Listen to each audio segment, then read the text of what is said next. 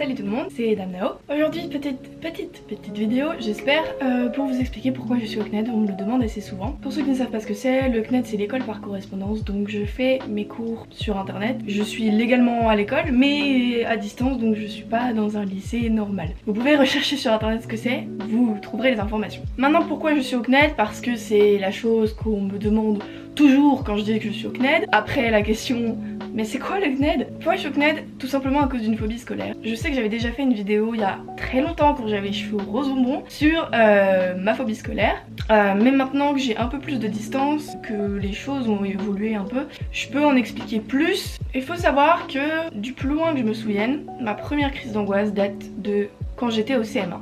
Je sais pas pourquoi, j'ai fait ma première crise d'angoisse en classe, sans raison apparente, et je savais pas que c'était une crise d'angoisse, parce que bien sûr j'en avais jamais fait, et je l'ai su plusieurs années après que c'était une crise d'angoisse, en fait je l'ai compris après. Je me souviens qu'en CM2, je commençais à avoir des problèmes pour dormir, donc on m'avait donné des trucs à base de plantes pour m'aider à dormir, chose qui n'a absolument jamais rien fait. Mais bon, c'est pas grave. Puis en 6ème, j'ai commencé à décrocher avec les maths et d'autres trucs.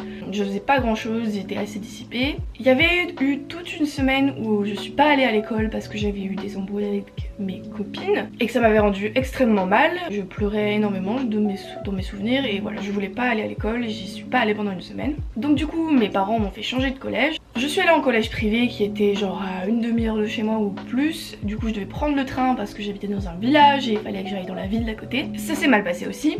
Je ne me suis jamais vraiment intégrée. Ça c'est quelque chose qui m'a suivi toute ma scolarité. C'est-à-dire que j'avais vite fait des potes, mais je me suis jamais sentie intégrée. Mon hypothèse c'est que, c'est bizarre à dire comme ça, mais j'étais peut-être un peu plus mature que les autres. Donc du coup j'avais toujours un peu un décalage.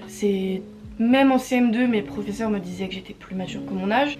Et honnêtement c'est peut être bien, mais c'est quelque chose de difficile à vivre à cette période-là de la vie. Genre je veux dire au collège c'est vraiment pas agréable de se sentir autant à l'écart des autres. Donc en 5ème je me suis toujours pas vraiment intégrée, je détestais cette école. C'était trop strict pour moi parce que je suis vraiment quelqu'un qui n'aime pas qu'on lui impose trop de règles.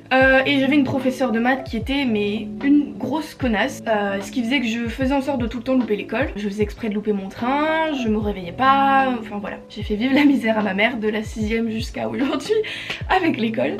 Je suis désolée maman. En 4ème, on a déménagé à Lyon. Je suis arrivée dans un nouveau collège. Je me suis fait une amie avec qui je parle toujours à cette heure-ci. Mais voilà, j'ai fait 3 mois dans ce collège-là.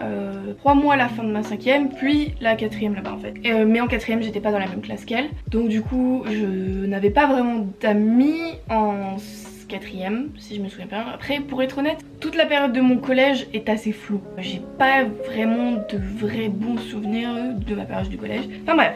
4ème, j'étais très seule. Je m'enfermais dans les toilettes. Je me mettais exprès à l'écart et je me faisais un peu harceler. C'était pas du harcèlement hardcore et on ne visait pas que moi, mais j'avais un style un peu différent.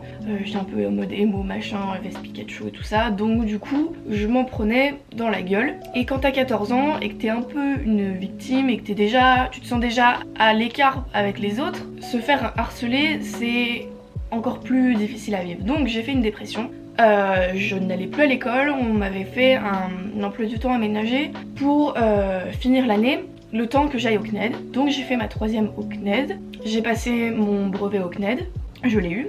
Et je me suis dit je veux pas aller au lycée général, donc je vais faire de la coiffure parce qu'à ce moment-là c'est ce qui m'intéressait. Je suis allée au lycée professionnel pour faire de la coiffure. Au bout de 3 mois j'ai détesté et je voulais absolument partir, sauf que je pouvais pas, c'était trop tard. Donc du coup j'ai dû finir l'année, c'était extrêmement difficile pour moi, j'y allais quasiment plus au final. Je séchais tout le temps, des fois je venais en cours pour manger le midi et je me barrais parce que j'avais vraiment pas envie d'aller en cours. Donc ma mère elle a complètement abandonné, à la fin elle me disait plus rien de toute façon.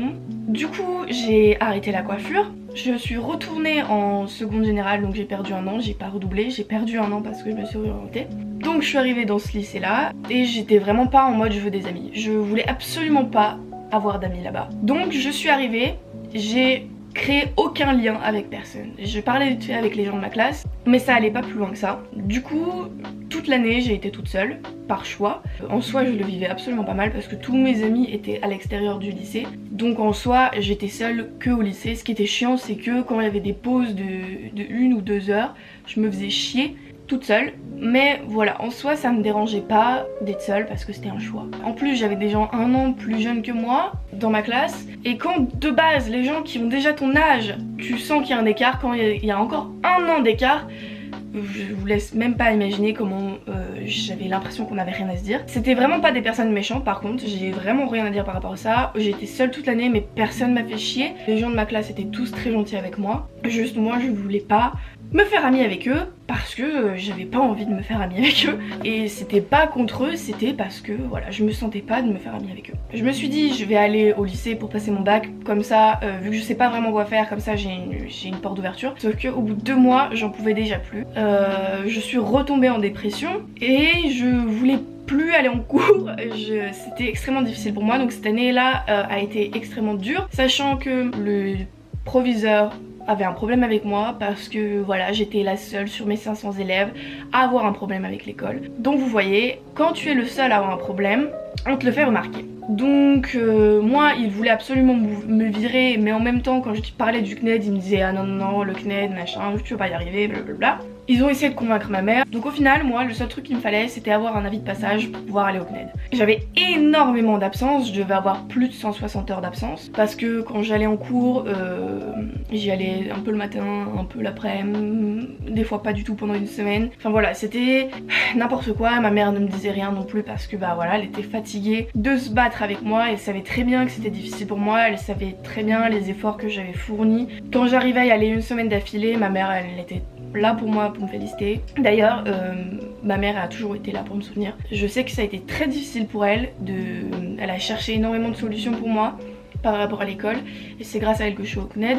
Donc j'ai eu la chance d'avoir le soutien de ma mère parce que je sais que c'est difficile d'avoir une phobie scolaire et de ne pas avoir des parents qui sont là pour te soutenir parce que la phobie scolaire c'est quelque chose de très incompris malheureusement et c'est encore plus difficile, c'est vraiment que tes parents refusent de comprendre et refusent de trouver une autre solution que l'école parce que, et pour finir mon parcours, pour jusque là où j'en suis, vers le milieu de l'année j'ai eu un emploi du temps aménagé. J'avais toutes les autres matières sauf physique, chimie, SVT et maths, donc ça me faisait plusieurs heures en moins. J'arrivais quand même à sécher, mais j'essayais de venir un maximum possible parce que c'était un deal fait avec le proviseur et la CPE. Puis j'ai eu finalement mon passage en première L et je suis allée au CNED. Me voilà maintenant au CNED depuis 1 an et je vais passer mon bac le mois prochain. Et l'année prochaine aussi je vais retourner au CNED parce que c'est vraiment impossible pour moi de retourner dans un lycée. Maintenant, pour ceux qui ne savent pas ce que ça fait de vivre une phobie scolaire, je vais vous expliquer comment moi je l'ai ressenti. En gros, quand je commençais une nouvelle année, je me disais vas-y, tu peux y arriver, tiens le coup, force-toi, c'est rien, c'est que l'école. 2 semaines, j'arrive à tenir comme ça. Et au bout de 2 semaines, c'est des angoisses constantes. Quand tu rentres dans le lycée, tu sens comme quelque chose qui t'oppresse, comme si t'avais rien à faire ici en fait. Tu sens comme un mal-être, tu peux même faire des crises d'angoisse parce que voilà, c'est un endroit qui te génère de l'anxiété. Et moi, bah par exemple, à chaque fois, ça me faisait retomber en dépression. Donc dès que j'étais au lycée, au collège, j'étais au plus bas.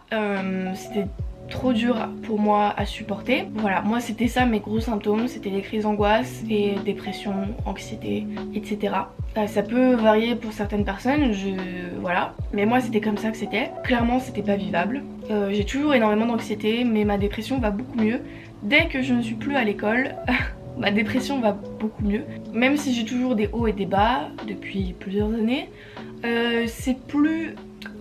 depuis que je suis au CNED, c'est plus aussi intense. Donc voilà, c'était la vidéo sur pourquoi je suis au CNED et les raisons de ma phobie scolaire, enfin du moins comment ma phobie scolaire s'est manifestée. Si vous souffrez d'une phobie scolaire, moi tout ce que je peux vous dire c'est bon courage, je sais que c'est très difficile à vivre. Encore plus quand son entourage ne comprend pas ce que c'est. Ou ne veut pas comprendre, et je sais que les écoles, les lycées, les collèges généralement ont du mal avec les élèves qui ont une phobie scolaire parce que ça remet en cause leur système.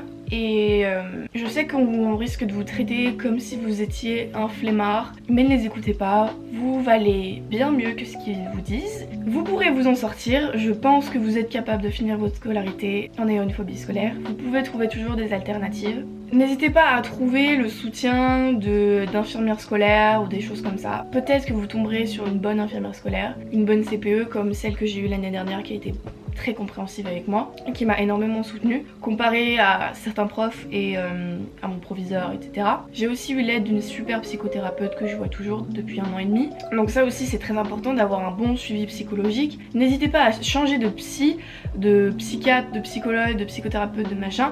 Tant que vous ne vous sentez pas à l'aise et tant que vous ne sentez pas de progrès avec ce psy, changez jusqu'à ce que vous trouviez le bon.